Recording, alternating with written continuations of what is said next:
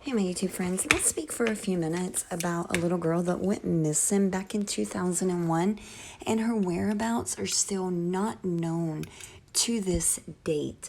Bianca Elaine Lebron was born on June 26th of 1991. Bianca lived in Bridgeport, Connecticut with her mom, Carmelita Therese, and her stepfather, Angelo Garcia. Bianca was a fifth grade student at Elias Howie School on Clinton Avenue in Connecticut.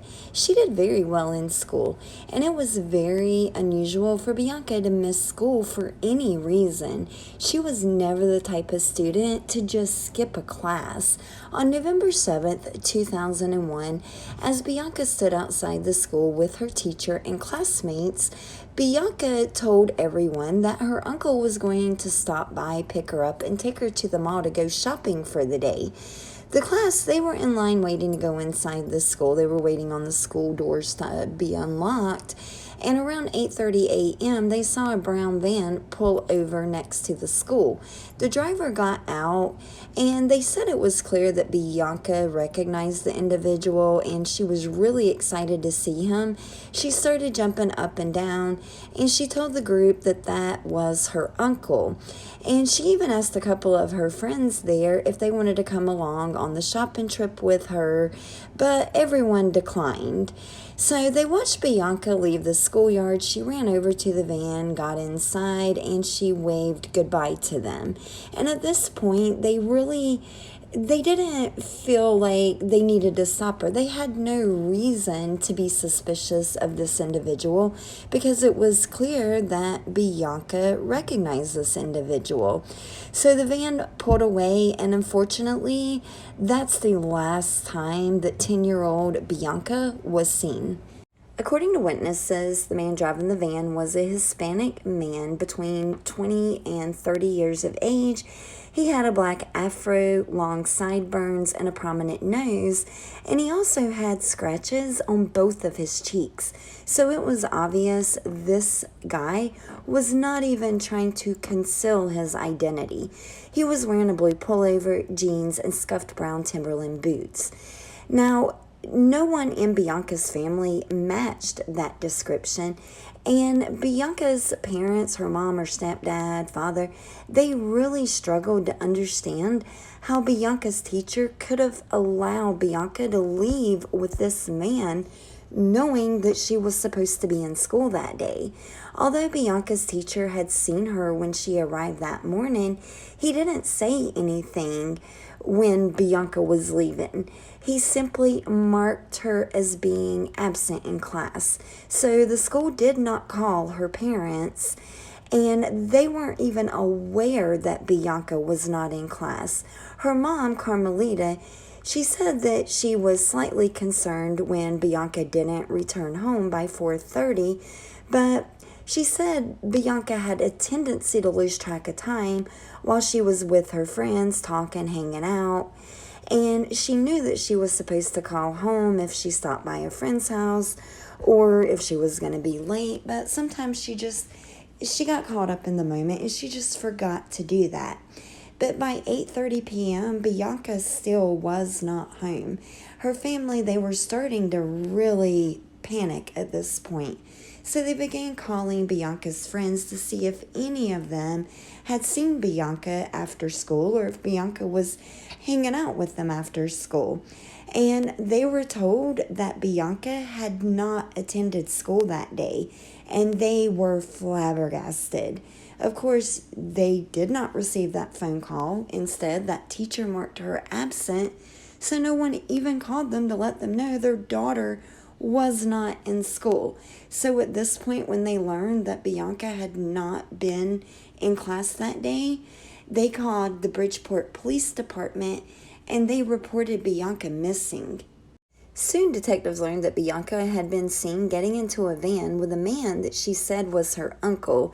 Now, initially, The detectives, they thought it was just a misunderstanding. Bianca's mom, Carmelita, she told the detectives that Bianca had no uncles and no one in the family was aware of anyone who had a van similar to that one that Bianca was seen getting into.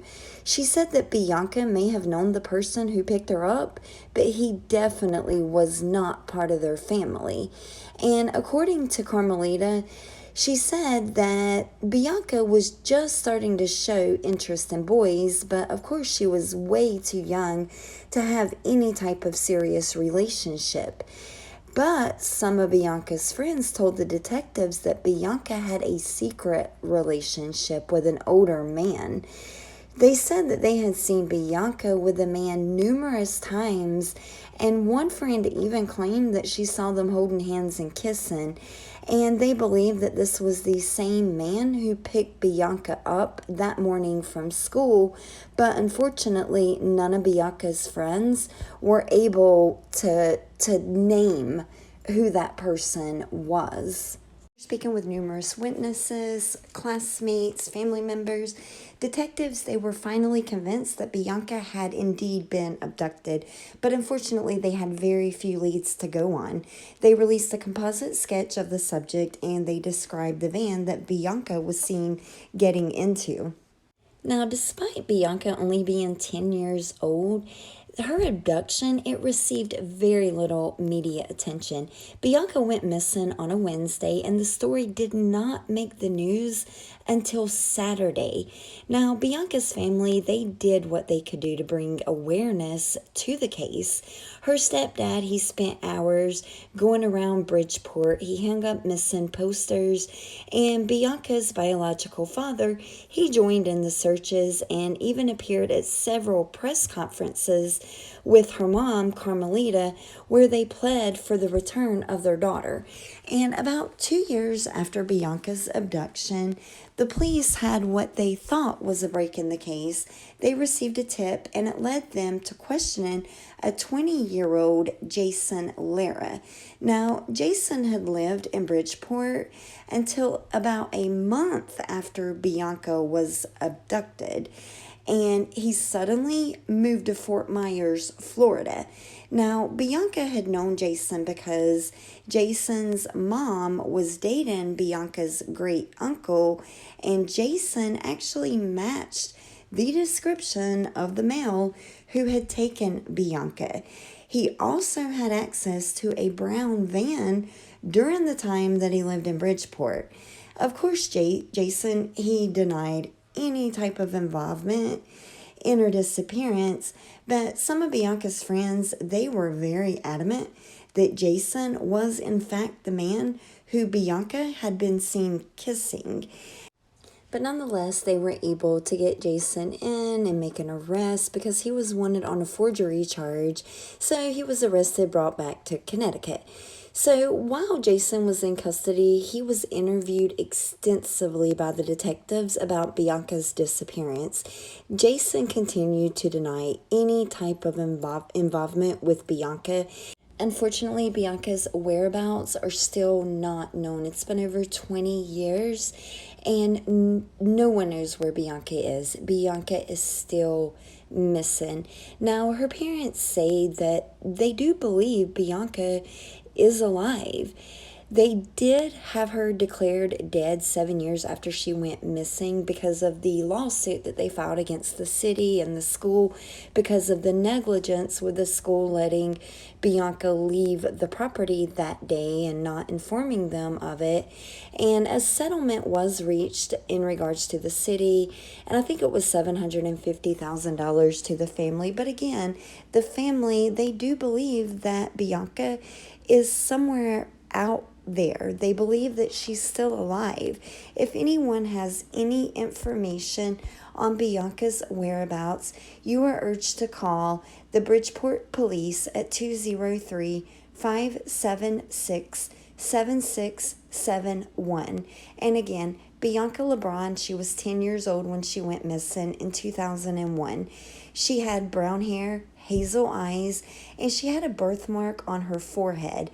At the time of her disappearance, she was 4 feet 11 inches tall and weighed approximately 110 to 115 pounds. She was last seen wearing beige pants, a camouflage shirt, a blue denim jacket, and black boots. Any information on Bianca or her whereabouts, please call the Bridgeport Police Department at 203-576-7671. And as always, thank you all for watching.